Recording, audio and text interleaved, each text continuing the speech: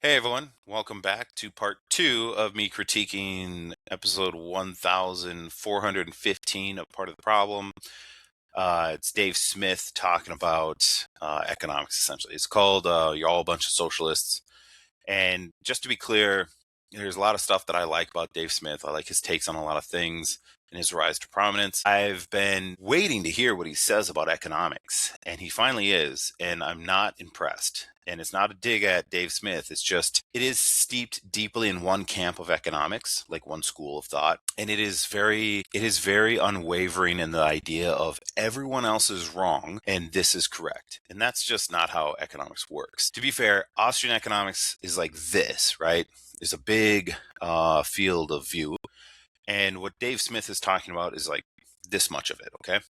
So don't get a bad taste in your mouth with Austrian economics if what Dave Smith is talking about comes off wrong. But also, what he's saying is the extreme wing of it, or at least one of them, because there's every camp kind of has its extremists here and there for it. The point is to kind of dissect what he's saying, so and take it apart and look at it in a more critical way. Really, that's all this is for. Hopefully it can give you a better understanding, not of just a perspective, but of what kind of economic schools are out there and how he's classifying things and how he's labeling things, which is annoying to listen to because in the same breath, he'll say, don't characterize what I'm saying. And then he'll characterize the things that he's talking about that he disagrees with. So it's like, don't straw man my argument. Now let me go straw man a whole bunch of other arguments of other things I disagree with. Really, really annoying, but it is kind of par for the course on things you disagree with people. What's kind of shocking is that Dave Smith is not afraid to get into the details and the nuance of things, but on this he kind of skirts around the edges. He's not getting into the details and nuance of it. And it's kind of disappointing. It's frustrating for sure when you also study economics and read for fun books about it. And then you have someone who's like, oh, let me tell you all about it, and then they just go to propagandize and shill their own version of how the economy should work, which is really frustrating because the large majority of American economic functioning right now is heavily based on Austrian economics. And especially with monetarism from Milton Friedman, and it's just really frustrating because it's proving itself out to not work for society as a whole. And the point of economics isn't to just allocate scarce and limited resources with unlimited uses. It's also to increase the well-being and the welfare of the society with the economy. It is not to just try to build one amazing thing at the very top peak of something. It is to build out and build up. And it's frustrating because Dave Smith will make the argument, oh, well, we don't even try some of the stuff that all these amazing economists said we should do. And it's like, yeah, we are doing it. Yes, there's something that we didn't try, like cutting the budget, because there wasn't an incentive for the government to do so. And there's just ever increasing incentives for government to continue to spend. That's a problem. That's a real big problem. But to say that we didn't do anything that the Austrian economists said we should do, that's a lie. A lot of, like, his whole thing on subjective value, that is literally like the biggest point that all of America functions off right now, is that value is subjective. And now that there's pushback to say that, hey, there's labor, the value of labor is important as well, all the arms go up and be like, no, labor is not important, not valuable. I'll tell you right now, if you just want to skip through this whole video, if you didn't have labor, you wouldn't have an economy. If you rewound the clock all the way back to the start of economies, you need labor. You still need labor to this day. Nothing gets made without labor. Nothing. You found an apple on the ground and you eat that apple, well, that's it. That's all you can do. You can just eat the apple. That's it. You can't plant that seed and grow a new apple tree because that's labor. You don't get to do it. There's no value in that because everything's subjective. It's nonsense. When you take things to their extreme, they're nonsensical. And same with labor value. Like if you took that to the extreme, it's nonsensical. So we have to work within the bracket. We got to bring it in and stop propagandizing people on either side. labor value is important. Subjective value is real, and labor value is real, and subjective value is important to consider as well. And they work together. And my argument is that these two things are the same coin. They're two sides of the same coin. So anyways, biggest thing here too, what Dave Smith is talking about is his version of economics. And it's not that his version is just outright wrong. It's that his version is Austrian economics, but it's the extreme end of it. And if you listen here, he talks about what is socialism other than price controls. And he just labels all price controls as socialism, and all socialism is price controls. And it's like, as you're working in a world of black and white, man, like that's just, that's a red flag. You're either with me or you're against me. So listen to this real quick and I'll say something on it. What all of these people are talking about price controls of one sort or another. And essentially, what is socialism other than ultimately price controls on everything? You can conceive of it in different ways, but that's one of the dynamics. And as Mises points out, it's one of the things that makes it completely unworkable. In a socialist system, you have bureaucrats deciding what the price of everything is in a purely socialist system. So all price controls are socialism. All socialism is price controls. So easy, so simple. I'm so glad that we figured it out, right there to tell you, like, yeah, this is wrong. You can't have this simplistic breakdown of complex ideas. It just doesn't fly. So anyways, it's important to know what socialism is, because I see what Dave Smith is doing. He conflates socialism with anything that he doesn't like in an economy. And he'll probably do it with it's not capitalism, communism as well, and conflate socialism and communism. And the reality is it's much more nuanced and detailed than that. And a lot of what he's saying just isn't true. It just isn't. You can have a socialist economy and not have price controls. It doesn't have to use price controls. It just doesn't. It's an option. We have a capitalist economy right now in America, and we have price controls. We have minimum wage. We have subsidies. That's price controls. That could be viewed as a price floor, subsidizing the agricultural market or industry here in America. We also have protected markets, like pharmaceuticals is a protected market in America. You can't go buy your pharmaceuticals from any country you want. You have to get it here.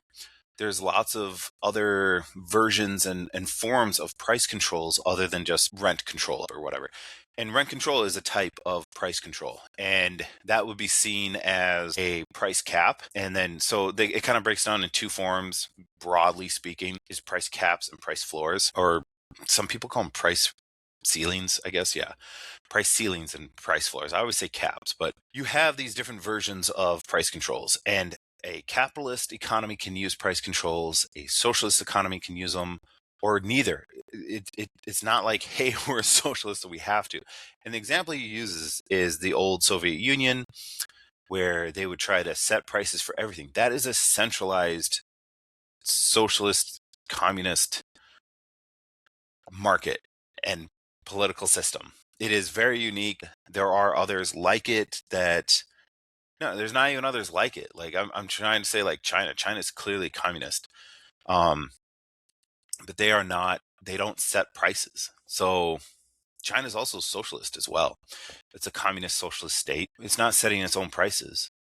So you tell me, Dave Smith, what's the deal with China, right? The point is that there's different versions of socialism. There's Marxist, Leninist socialism, and that's the kind that Dave Smith always points to as like boogeyman. That's bad. And there's democratic socialism, which is different than the Marxist socialism, just so you know.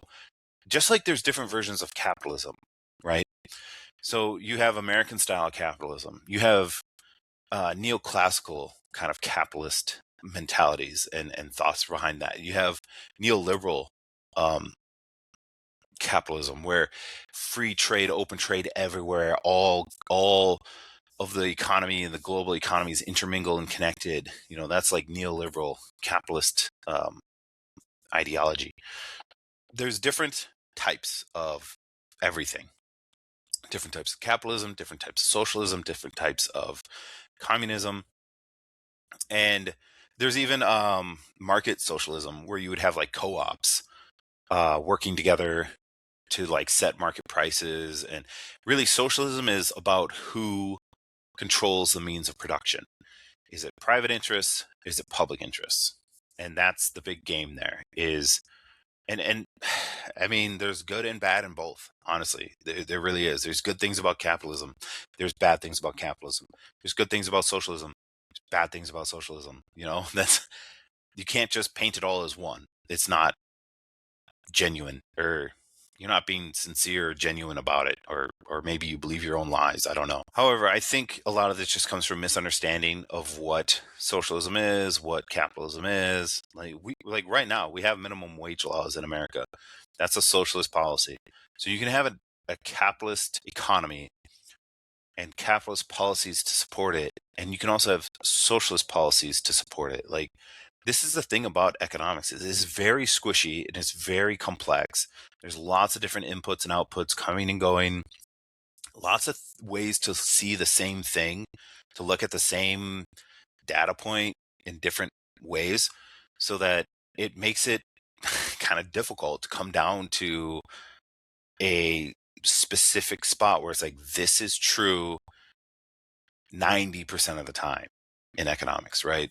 Because it's never always going to be true in economics. Well, another thing I want to say about this too is how much of a capitalist versus socialist system you want. So if you want a heavily socialist system, you would imagine that, okay, the railroads are owned by the state, like the government owns them, because in a socialist system, you would build it off of the idea of the idea of socialism is that the government is for the people, kind of like our government right now. It's supposed to be for the people, by the people, right? It's democracy. But you can have a totalitarian government, and that would be for the people. That would be, oh, we own the means of production. It's complex. It gets complicated. And this idea behind Dave Smith's economic, I don't know what we want to call it, like a point of view, I guess, to be polite about it, this is his point of view, is that anything that messes with the market is wrong. That it's a very laissez-faire, which just means like, let the markets do what they do, don't touch it. You touch it, you break it, kind of mentality towards economics. And we know that that doesn't work. For example, when America was first, formed and founded, a lot of its markets were very, very small and weak, and it needed protection. And the United States government imposed huge protectionist policies to protect these small developing industries, and also still sought foreign investment to increase the capital within those industries. And if you were an Austrian economist, to say, on Dave Smith's side of things, you would say, oh, get rid of those protectionist policies. That's government interacting and messing with the economy. That's government intervention in the economy. And that's wrong. And we shouldn't do that. However, it did create healthy industries that led America then become, at the time, the world's number one manufacturer, which is now China's spot. But America used to have that. Where's that argument come from? Like, what do you do about that? Oh, yeah, that never should have happened. We should have just had infant markets get taken over by foreign interests. And like, that's what we're doing in like India and other countries, where our companies and corporations are so massive now, and they have such powerful economies of scale that they can go, especially after America's like, yeah, go ahead and just offshore all your stuff. We don't care about Americans, after the American government said that, and let companies just offshore all their production. Then all these other like countries like, cool, we now have jobs for people who didn't have jobs. Whereas Americans were like, oh, well, we used to have jobs and now we don't, or now we have lower paying jobs. Pretty much all these massive American companies went over to the rest of the world and bought up a bunch of their labor at cheaper prices. And the companies within those other countries or those other states that wanted to create, say, its own version of a telecommunications industry, gets snuffed out by these massive corporations unless that country or state implements protectionist policies. So the idea that any kind of government intervention in the economy is bad is a lie. It's not true. The most thorough way for a state to collapse is through its economy. That's how states fall. I mean, there's more than one way, obviously, but the most effective way. I don't get on board with the absolute rhetoric where it's in absolute terms, this is always wrong. It's not. There's like very little things in life function on absolutes. I mean, I'm not saying that there's not anything. I'm just saying that there's not many. So Okay, so this is my point. When Donald Trump says we should have lower interest rates, he's talking about price controls. He's saying the price of borrowing money should be lower. When AOC says we should have a higher minimum wage, she's talking about price controls. She's saying the price of labor should be higher. When whatever, JD, all of these interventions, they're always about prices. yes, so Dave Smith is correct when he says that when bureaucrats are deciding what the price of things are, when Trump says that we need to adjust interest rates, or AOC says that the minimum wage needs to be this number rather than that number, these are all examples of price controls. That is correct. That's not a lie. He's giving you examples of what price controls are. The thing that he's getting at in a roundabout way is that by correcting something like a price, you don't correct all the things that made it that price in the first place. And I think that's what he's trying to get at. And that's also that's a true thing as well, is you're trying to correct this price. And so a lot of people will look at it. It's kind of like if you have a sickness and um maybe you got a really deep cut into like your arm or something. You put a band-aid on it. Well, maybe you're healing the skin, but maybe it got infected when there was a deep cut, or it's really, really deep and a single band-aid is not going to help it. And that band-aid is a price control, and that cut is all the things wrong with your prices in your economy. So that's what I think Dave Smith is trying to get at, is that you can fix maybe a price and fix it to a point and say, hey, this price is now $10 no matter what for this good or this service. That doesn't change all the different inputs that go into that good or service. And if the inputs legitimately, let's take out all human, we can't do that because it's economics. Let's take out some assumptions of greed and corruption. Let's take those out for this example and just say all the production capacity and cost of production to produce an apple, because he uses apples, is $12. And that gives, say, a 20% profit margin to the final to everyone involved as value is added, as it increases in cost from your original cost all the way to market. Everyone gets a 20% profit increase, so everyone's making money on the way, and then it ends up to be $12. But that $12 is too much for the consumer. Let's just say that's the scenario. And so your thought is to say, hey, let's price control that to $10 because then they can afford it. Well, you didn't fix all of those. And an Apple's a poor example because there's not a big long line of value-added processes. An iPhone is a much better example because its supply chain is all around the globe, and every little step adds an extra cost of even adding that step. It also adds value to it. So Apple's is a poor example. An iPhone is a much better example, and we're switching to an iPhone now. And let's just say the iPhone is still the same price, $12, price controlled at 10. And now all those companies and all those steps and processes, some can stay profitable, some might not. And then you've disrupted the supply chain. People start to fall out. Hey, it's not worth making iPhones anymore. They lock the price at $10. We can't afford it anymore. We got to go make Android phones or something. And that is what Dave Smith is talking about, is like, just because you set a price on something, it doesn't mean it fixed it. And that's very true. It doesn't mean you fixed it. It really doesn't. It might help temporarily, momentarily, but it is not a long-term fix. It is a control. And while I know I just got done talking about how everything can't be absolute, I do believe that the vast majority of price controls are not helpful. I do believe that there are some that can be. And I also believe that there's a shelf life for policies, and that it's good to have this policy for now. It helps in the interim as we shift this part of our economy into a higher production of whatever it is that like say we price controlled iPhones. And now we've shifted it so that we can make them domestically. And now we're going to alleviate that price control and let prices do what they do and tell us what they want to tell us. And hopefully we didn't hold that price control for too long and kill or sink an industry. And let's just say, because we live in a perfect world and it all works out, the iPhone without pricing controls, because of different domestic policies that are implemented to boost production at home, now companies can be profitable selling at $10 without a price control, or 11. Let's say we split the difference and 12 was too much and 10 was too little, and now 11's good.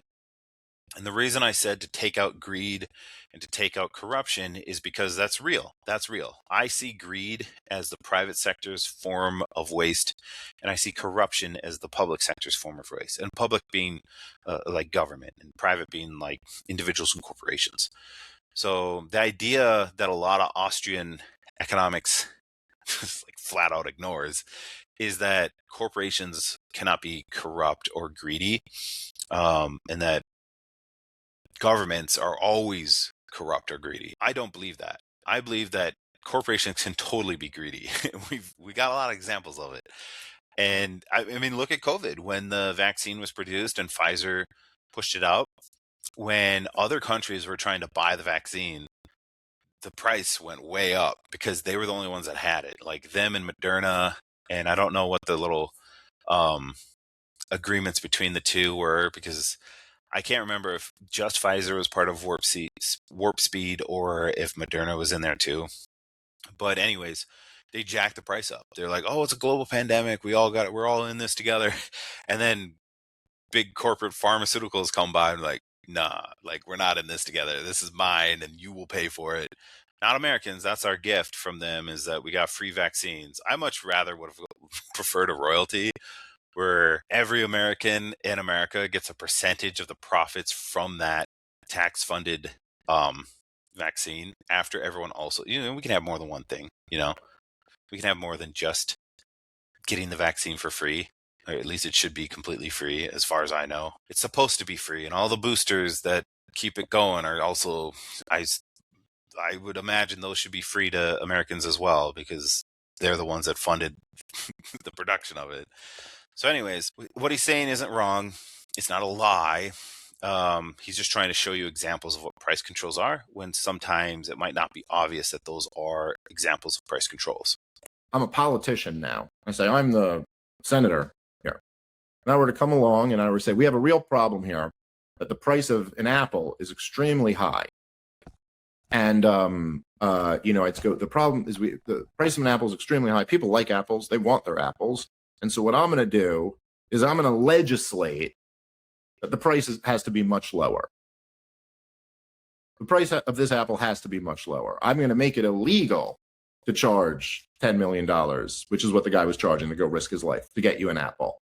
Has he solved that problem? Okay, right here kind of contradicts himself a bit, where he says, I'm reading the transcript because I just am, okay? I'm reading the transcript. Where he says, the guy charging $10 million to get the apple to risk his life. Man, that sure sounds a lot like labor. Sounds like labor to have to go risk your life to go get something. He can charge 10 million. That doesn't mean other people value it at 10 million. This is where the subjective value comes in, right? So this is why we got to have a conversation about this stuff, because it's so intertwined that you'll say, hey, I'm risking my life to get an apple for $10 million, but even if that person values their life at $10 million in exchange for an apple, that doesn't mean that the person buying the apple says that it's worth that. And if the sellers, they produce to sell. They don't produce just for the fun of producing. Oh man, I love making apples. Just love it. They just rot on the ground when I'm done with them. You know, maybe there's people like that. The vast majority of people are producing something because they want to sell it so that they can get money, so they can buy things that they can't produce. That's kind of how an economy functions. And to say that you make an apple and you charge 10 million doesn't mean that someone's going to pay 10 million for it, because that's where the subjective value comes in, where they go, I see your labor, I see it take form in this apple, but I don't value it at that. So I'm not going to buy it at that price. So it's a good, bad example, the apple and stuff like that. So, and it's not to rag on Dave Smith. It's just, it's a good, bad example to kind of highlight the intricacies and, you know, difficulties of breaking all this kind of stuff down, hip pocket style. But anyways, yeah. And he goes on, did you solve that problem? No, obviously you didn't, right? Or at least maybe it's not obvious, but it should be now if you've made it this far in the video. Like, think this through for a little bit. Has he solved that problem? Well, I think any rational adult, and this is, by the way, why I love Austrian economics, because they teach you to think how you're supposed to think about economics. The other thing I got to point out, it's just a little tidbit, because that's kind of how this video is shaping up to be, is that's what I love about Austrian economics, is because they teach you how to think how you're supposed to think about economics. Sounds pretty bad to me. Sounds like a re-education camp. I'm just kidding. But yeah, I mean, you can think about it any way you want. You can be right on things and wrong on things. But when it comes to something as big as economics and as vast and complex, just keep in mind that the way you think about it is just an opinion, it's a perspective, and it might be valuable. You might have the same perspective and opinion as a billion other people in the world, and that's fine. Or you might see something, you go, you know what? That doesn't make sense to me, because this is how I understand it. Because your brain works different, you know, you're wired different. We all are. And that might be valuable and useful to talk about and to share. And it might be dead wrong. And you might find out later, oh, it was a lack of education, or oh, it was a lack of understanding, or it was a lack of critical thinking skills, or it was a lack of whatever. You're not. Maybe it's just bad phrasing on Dave Smith's part as well, where it says, oh, it teach you how to think, how you're supposed to think. You got a case of the wrong think. That's what they would say in COVID, is you have wrong think, which I thought was hilarious, and also a very lazy way to say that, like, you have bad ideas, or you're thinking wrong or something, or I disagree with you, even if they're correct. That's wrong think. So that's very much falling into this absolutism.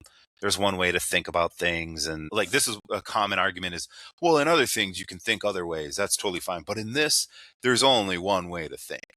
That sounds like the COVID regime that we all lived through, and some people were right on board, and they're like, yep, I think this way, this is how I think, and I'm comfortable now. And all the ones that didn't fit in there were all uncomfortable and angry about it, and, you know, voice their concerns. So yeah, it's just, I got to point that out, because it is what it is. If you want to go help the people on a desert island, well, you can't print money or legislate price controls. What do you have to do?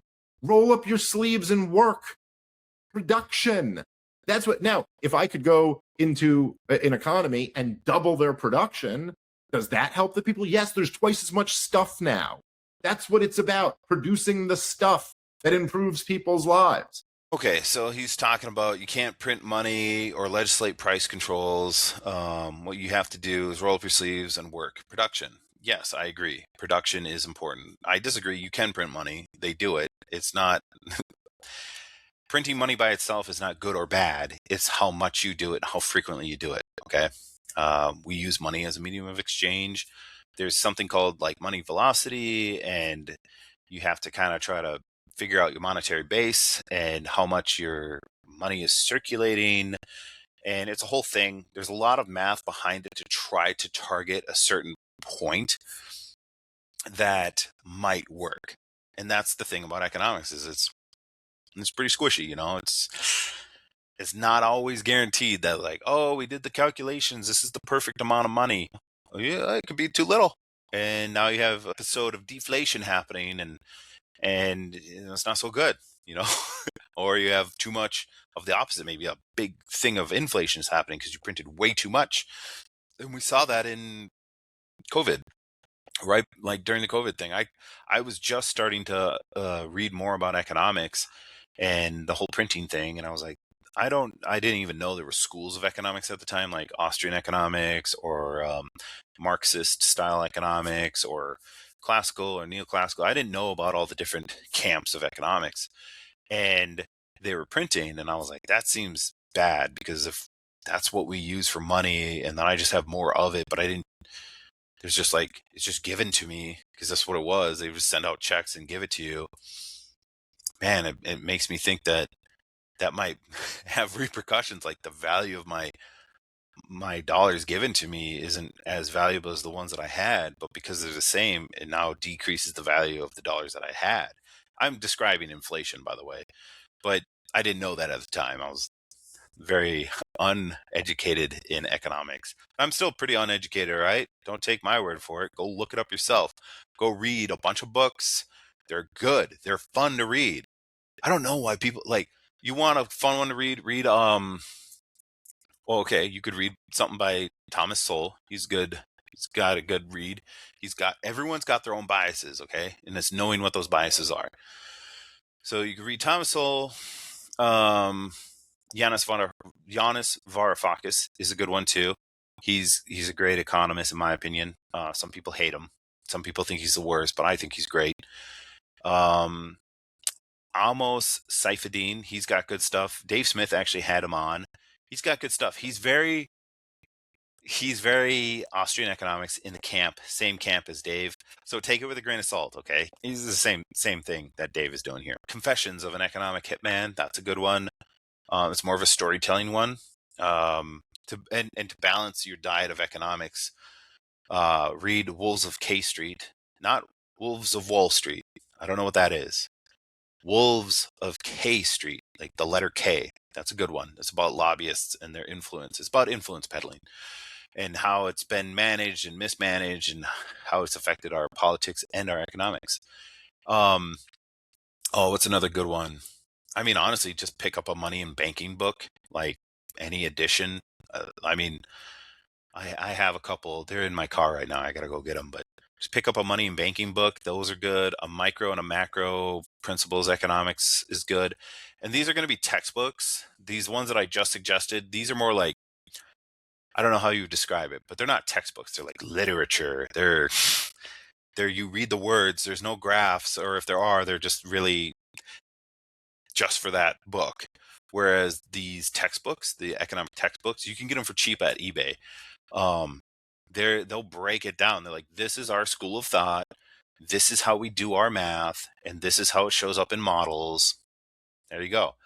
That's great because it's really a more objective way. Yes, the textbooks will still say that what they do is the right way and what they're doing is correct. Keep your guard up and just like one of mine said that all trade increases value or something like that. And I was like, that's nonsense. And they're like, oh, it's one of the 5 pillars of economics. And I was like, oh, there's 5 pillars now, because there's other 2 books I've read. There were no pillars of economics. Like it was just, hey, here's these. They all have their different way of trying to sell it to you and make it digestible or whatever. It's ideologies. So, anyways, long story short, um, yeah, that's all I have to say about that. Moving on. Right. I remember where I was thinking now. It's about production. I agree. Production's important. It's very lost here in America. It's actually very hard to produce stuff now in America.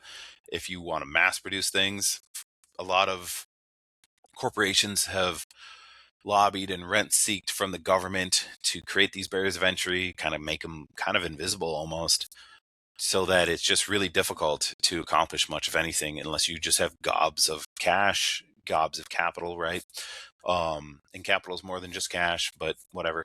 And it just kind of these high levels or barriers of entry make it difficult for entrepreneurs to do what they do and start businesses in certain industries. And so they're all kind of relegated to other industries that can't put those barriers of entries in because They just didn't lobby the government enough, or it's just not feasible within the economy to do so. So yeah, I do agree. Production is important, and that is what Dave Smith is getting at. And typically, in a capitalist market, an increase in production, does not always mean an increase in competition, but it is important. So let's not conflate one for another. Production is production. Competition is competition. Increases in competition typically lead to increases of production. However, not always. And increases in production do not always mean an increase in competition. And it can actually mean quite the opposite. If you bought out your competition, you now have all the things in the same or adjacent industries that they had competing with you against. And now you can tool them up and leverage them for your own and increase your own production to drop prices in a certain line of items or something. Or you can just sell it and like, or just sit on it or whatever. There's a lot of options. And so an increase in production does not always mean an increase in uh, competition. And competition is important in a capitalist market. And that is also another thing we're seeing here in America is the lack of competition in certain industries that makes it difficult for prices to be affected by these actual inputs. And that's kind of ironic because Dave Smith is going on and on about prices. We don't want to mess with prices, but you look at the car industry, heavily subsidized, heavily protected. And look at Tesla too. That's a very good example of one business that was deeply subsidized by the government and protected from foreign markets like BYD in China. And they didn't compete. They didn't have to compete. And you had your entrenched powers, Stellantis and all them, and Ford and whatnot. And they're like, oh, we do gas and diesel. Electricity is a fad. And then people started seeing extra options in their economy. They're like, oh, I don't have to have a gas. I could have a battery car.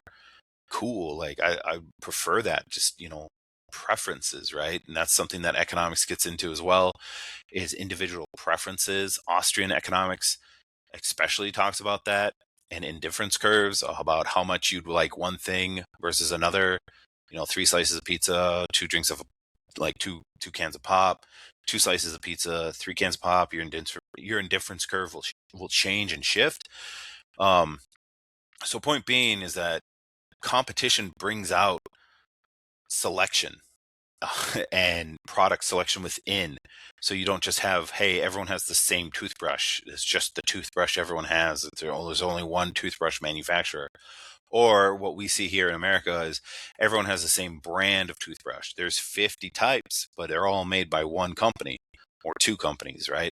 So the point is that yes, production needs to increase in America, but not just production alone. It has to be accompanied production by competition. Capitalist markets need competition to survive. If capitalist markets don't have competition, they will eventually monopolize because their goal is to compete. And when they outcompete and the other one falls out, they grow and they expand. And that's just kind of like, that is maybe the one perpetual machine that ever was, is capitalism, I guess. And you have to set up, in my opinion, you would set up rail guards to keep that machine constantly eating itself so you can benefit from the competition created by it constantly eating itself. Because when they grow too big and too powerful, they start to influence things on the societal level. They influence your government, they change your roads, they change your town, they buy your politicians, and then you're not really happy with it. Oh, look at me, I can buy a toothbrush for 50 cents, but I'm spied on all the time. My phone's listening to me. Even when I'm on a phone call, if someone on the phone says something, it'll beep into your ear and be like, this could be a scam. It does that. Try it. Have a phone call with someone and ask them for their social security number. Just say that. Good chance that if you have a phone like I do, it'll just go bloop and like beep in your phone. Like, this is likely a scam. I have a Google Pixel because it used to just be a search engine, but now it's a phone, it's AI with Gemini. It's all these things, it's maps, it's everything. And it's just so cool. I love it. It's the best. I'm so glad and happy, and I could not be happier. I'm not saying there's no gray areas here. Try, if you don't completely agree with me as I wrap up here, try not to caricature this, what I'm saying here. But there is a degree to which this is black and white, where transactions are either voluntary or they are not. I'm not saying there can't be anything in a gray area, but like broadly speaking, there's a whole lot of black and white there. Transactions are voluntary or they are not. Okay, yeah, this is the part where he says, like, hey, try not to characterize my stuff after I just got done characterizing everything else I disagree with. It's up to you. You do it if you want. I would say it's not a good take on anything to characterize it. You should try to give in good faith things, right? But hey, I see what you're saying. I see what you're trying to say. It's just really hypocritical to straw man everything and then be like, well, don't straw man my stuff. Okay. Like take it the way I say it. God, that's the stuff I don't expect to see or hear from Dave Smith, because he's very good at debates. He's very good at the nuance and learning it. And that's again too why I think I hope he watches these kind of videos so he can go, oh, there's all these different things to it. Oh, there's all this extra perspective and extra nuance to it, and let's have a conversation about it, you know. But again, too, he also touches on government as an instrument of force. It can totally be that. And the thing with Austrian economics is they do not believe in governments, and they see everything the government does as an act of coercion, which you can totally make that argument. I understand that. They don't give it the grace to say that, hey, you do have benefits from being a citizen of a government. They don't see it that way. At least from what I've read so far and listened to, they don't see it as, hey, government is beneficial. That it is only coercive and it can only be a negative. There are it's a thing called externalities in economics, where say you're producing iron or plastic. Let's say you're producing massive amounts of plastic, and in the process of producing that plastic, you have smokestacks that release pollution up into the air, um, and it pollutes the air. The air quality is low around your plant that makes the plastic. That's an externality. That is a negative externality for the people who want fresh air, and that sucks for them. And usually there's some sort of government regulation or intervention to say, hey, you can't pollute. You need to put something on that to clean up the air. There's no profit incentive for the corporations to do that. They would not do it otherwise, because it costs them more to clean up that smokestack as they produce their plastic. So now, instead of producing 1 unit of plastic for $1, now say it costs them $1.50, because they have to pay for that machinery and filtration to clean up the air on their smokestacks so they're not polluting those around them. So the government stepped in with regulation to prevent them from polluting and creating a negative externality. That's a positive externality of being part of that government that stepped in. That's a positive externality. So there's negative and positive externalities. And in economics, they're just kind of like byproducts of unintended effects that people didn't really think about, or maybe they did, but they're like, whatever, I don't care. So the thing that I have a hard time with Austrian economics is that they see, at least from what I've read, is they see no benefit to government, even being taken over by another country. They're like, man, it's not a thing. If everyone's doing economics the way we want to do it, there will be no governments, and the whole world will just be borderless, and there'll just be nothing. It'll just be humans getting along, which is a happy-go-lucky thing, and it'd be great if that was the case, but it's just not going to work that way. Because as soon as someone accumulates enough wealth and power, also they would get rid of money. So I don't know, they would get rid of fiat money. Yeah, it's a whole mess. But they have explanations for these things, but I don't have the time right now because I'm already running at right now. I'll cut it down, but right now I'm at like 55 minutes of recording.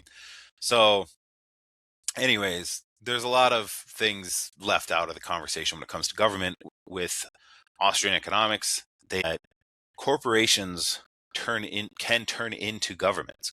Like corporations, in some cases, depending on what your government is, are stronger than a government, and they can like control the government and they can control the people over the government's will.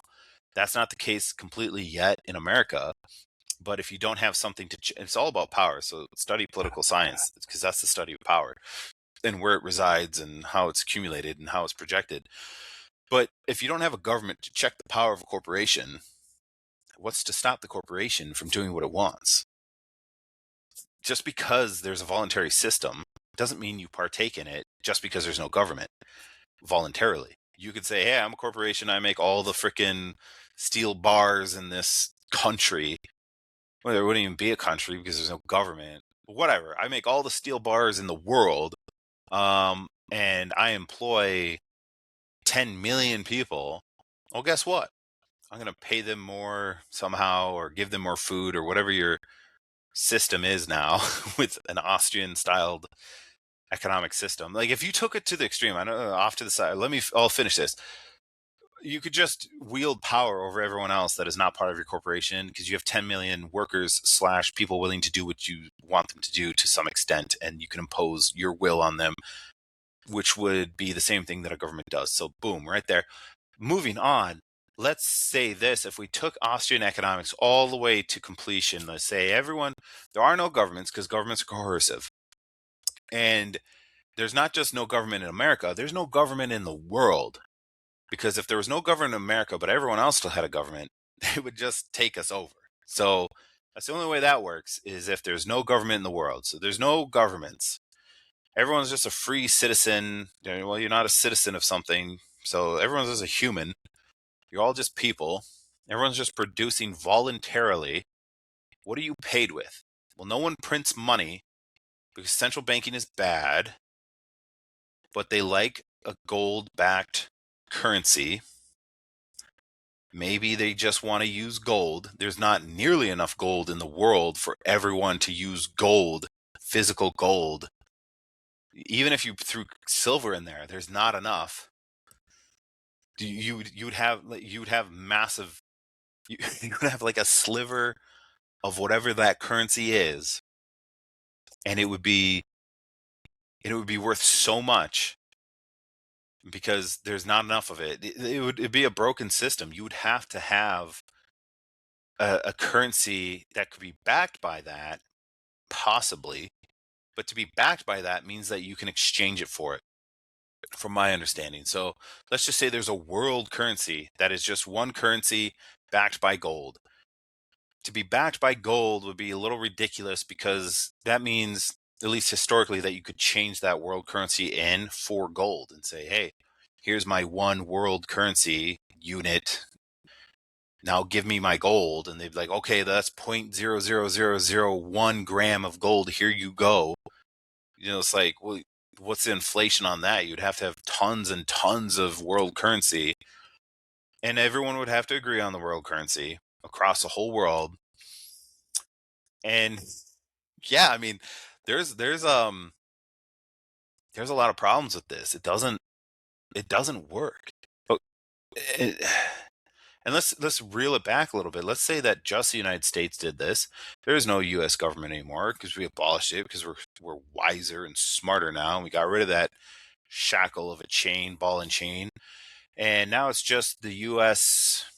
It's just a place. We're all free humans, but we have a problem because no one else did this. We're the only group of people now that have done this, the United States.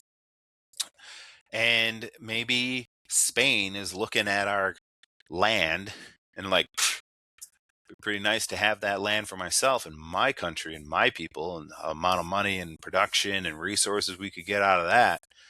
How do we defend ourselves if we are all in the camp of Austrian economics and we all believe that there should be no government, but the rest of the world still has a government? And by having that government, they also have a what?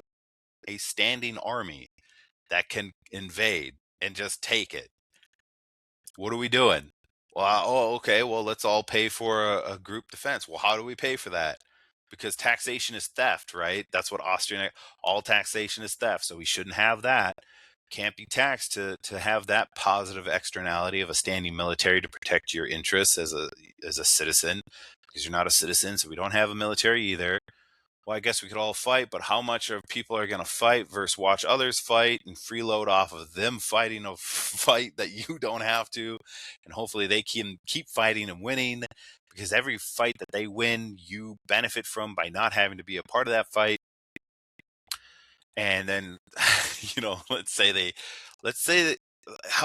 why would you even risk yourself though? Because who is that individual that is willing to fight if you're not willing to fight? Because, and then they're not getting paid extra. You're not doing anything to them. You're not doing it unless it's voluntarily, and everyone voluntarily decides, hey, let's all get together and let's all voluntarily pool our money, say 10% of what we make from our free economic system with no government and no money, central banking system. I'm not trying to straw man it too much, but it is difficult to keep in mind all the like core values of Austrian economics that don't function in reality, which is really funny because that's the same thing that Dave Smith said, is that like, oh, socialism only works in theory, but then it doesn't even work in theory, or something like that, whatever the quote was. A lot of that could be said for Austrian economics on the extreme wings. This is where I'm trying to get the point across, is that the extremism of certain economic and political ideologies, they don't work. They just don't. And that's why life is like in the middle. That's where the balance is. Like that's where we got to be. That's where we got to operate. And a lot of people know that, and they will purposely go on the extreme because they think everyone's over here, so it'll bring them over, and then they'll come back. And that's how they think they got to move stuff. And there's political theory about that. I don't know what it's called, but I read a little bit about it. And it might be true to some extent. It might be true to a very large extent. I don't know. But point being is that if you take Austrian economics to its extreme, you start to see the cracks in it start to widen as it gets further and further and further. And you start to say, yeah, that's not really probable. That's not really possible. That's not realistic. And yeah, I mean, that's to me, I mean, I got a map of the world over there, and that's what I'm looking at. I'm looking at, yeah, this country would just come over to that country and just take it over and just be like, yep, this is mine now. And too bad, so sad. You guys tried something. It made you very weak on the global stage. And I guess too, maybe that's what it is that Austrian economics ignores political geopolitics. Maybe that's what it is.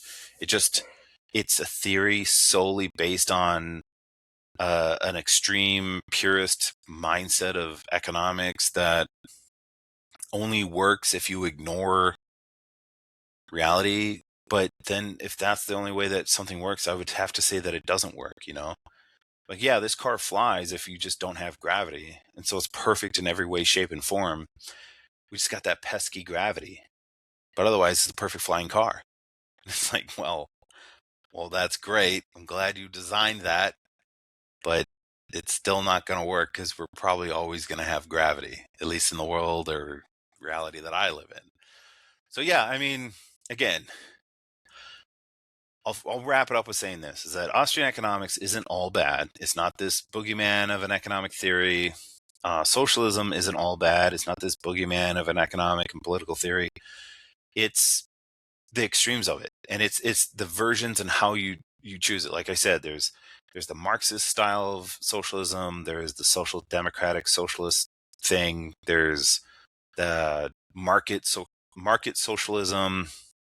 There's Austrian economics, and Austrian economics has its different camps of extreme ideologies within them as well. Same with neoclassical economics has that as well. It's all just, we gotta listen, hear it, look at it, push back, put our own ideas in there, share ideas. It's a whole thing. It's a long, drawn out, complicated, messy process. But I think in the long run, honestly, mankind, or just humans and people, are going to be better for it if we continue to put this effort into a public discourse about how we should best do things.